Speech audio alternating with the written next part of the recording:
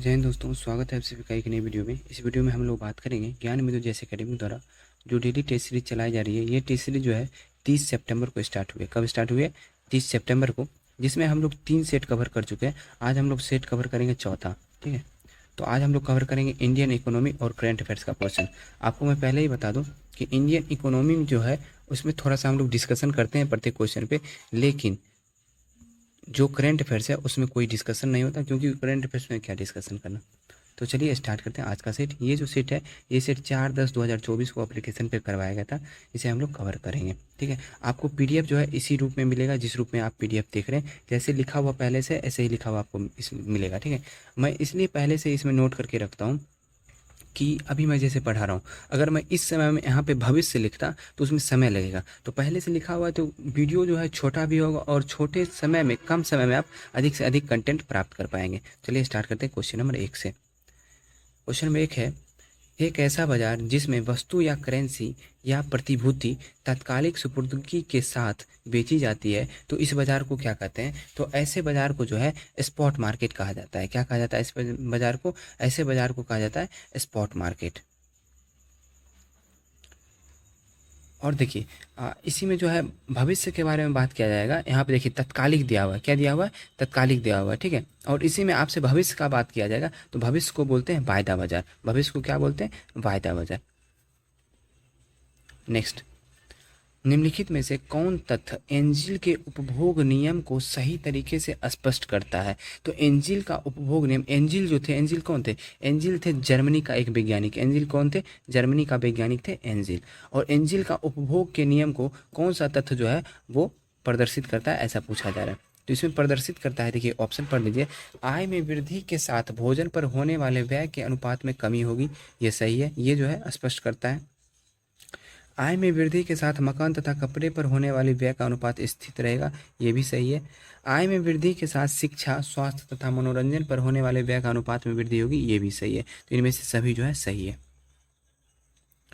Next, greenfield airport से क्या समझते हैं? तो ग्रीनफील्ड एयरपोर्ट उसे कहते हैं ऐसा एयरपोर्ट जिसका विकास सार्वजनिक सहभागिता के साथ होता है। जिसका विकास जो है सार्वजनिक सहभागिता के साथ होता है, उसे क्या कहा जाता है? ग्रीनफील्ड एयरपोर्ट कहा जाता है। ठीक है,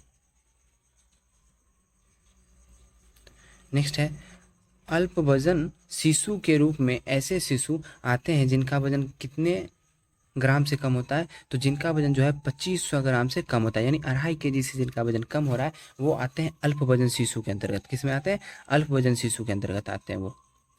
नेक्स्ट है, भारत में राष्ट्रीय आय के अनुमान के लिए केंद्रीय सांख्यिकी संगठन सीएसओ ने संपूर्ण भारतीय अर्थव्यवस्था को कितने क्षेत्र में विभाजित किया है? तो संपूर्ण भारतीय अर्थव्यवस्था को सीएसओ जो है वो 6 क्षेत्र में विभाजित किया है। कितने क्षेत्रों में? 6 क्षेत्र में विभाजित किया है और 14 उपक्षेत्र में भी विभाजित किया है। 6 क्षेत्र और 14 उपक्षेत्र में विभाजित किया है। ठीक है, और इसके बारे में आप देख लीजिए। देखिए थोड़ा सा जो इंपॉर्टेंट पॉइंट है, एक्स्ट्रा फैक्ट है, वो आपको पेज में लिखा हुआ नीचे मिल जाएगा।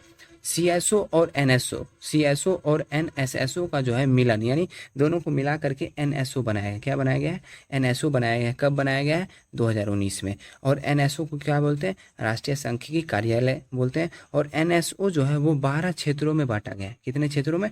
एनएसओ 12 क्षेत्रों में बांटा गया है। ठीक है, चलिए आगे। केंद्रीय नियोजित अर्थव्यवस्था, जिसे समाजवादी अर्थव्यवस्था में आर्थिक क्रियाओं पर किसका नियंत्रण होता है? देखिए समाजवादी अर्थव्यवस्था कौन दिया था? समाजवादी अर्थव्यवस्था के जो आविष्कारक या जो भी बोलिए वो थे कार्ल मार्क्स। कौन थे? Karl Marx. और समाजवादी अर्थव्यवस्था में किसका अधिकार होता है या फिर किसका नियंत्रण होता है? तो सरकार का नियंत्रण होता है। ठीक है, और आपसे पूछा जाए कि उद्योगपति का कौन सी अर्थव्यवस्था में होता है, तो निजी अर्थव्यवस्था जो होता है उसमें उद्योगपति का नियंत्रण होता है।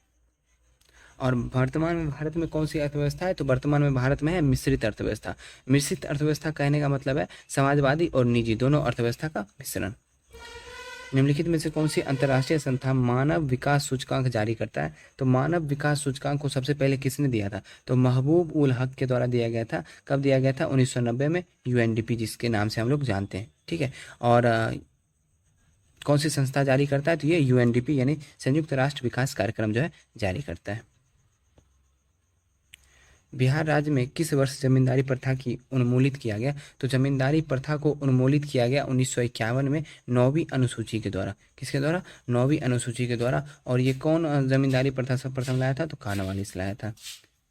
निम्नलिखित में से विकल्प सही सम्मिलित नहीं है। रजत क्रांति अंडा उत्पादन से सही है। मूक क्रांति मोटा अनाज उत्पादन से, ये भी सही है। स्वर्ण रेशा क्रांति जो है ये हो जाएगा आपको जूट उत्पादन से। स्वर्ण रेशा क्रांति किससे हो जाएगा? जूट उत्पादन से। और हरित योजना क्रांति बांस उत्पादन, ये सही है। लेकिन इसमें अगर आपसे पूछा जाए कि रजत रेशा क्रांति किससे संबंधित है, वो संबंधित है कपास उत्पादन से। रजत रेशा क्रांति किससे संबंधित है? तो कपास उत्पादन से। नेक्स्ट, विश्व में हरित क्रांति के जनक कौन है? तो विश्व में हरित क्रांति के जनक हैं नॉर्मन इबॉर्लॉग। और इसकी शुरुआत कब हुई थी? 1966 बोलिए या 1967 भी कहीं कहीं देता है, तो दोनों ध्यान रखना है। और भारत में पूछा जाए तो MS स्वामीनाथन।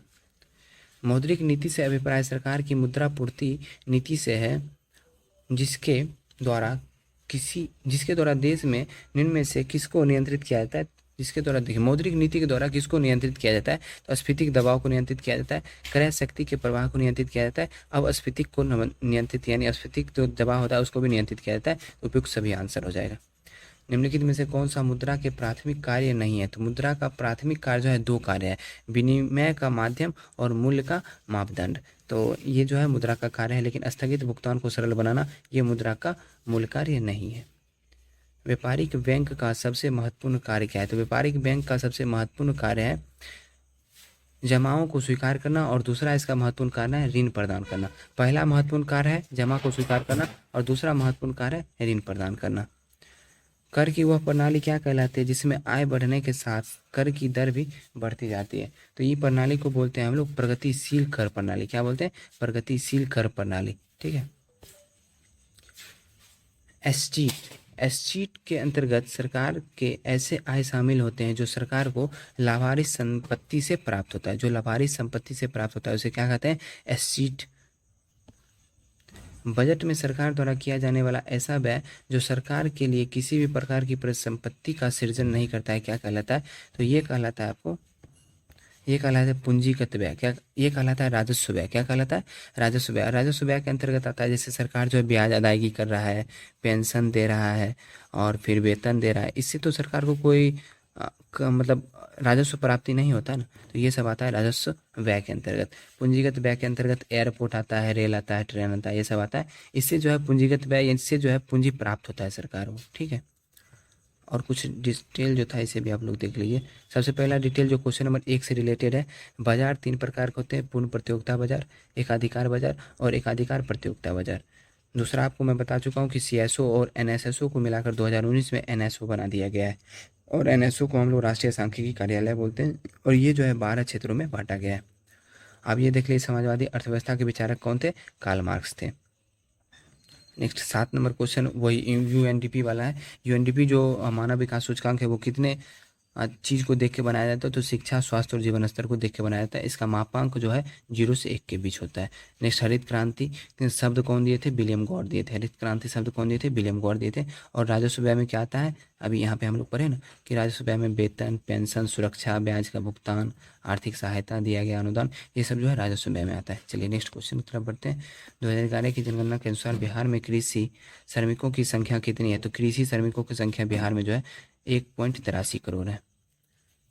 सरकार ने महात्मा गांधी राष्ट्रीय ग्रामीण रोजगार गारंटी अधिनियम में कितने दिनों तक निश्चित रोजगार देने की प्रावधान किया है?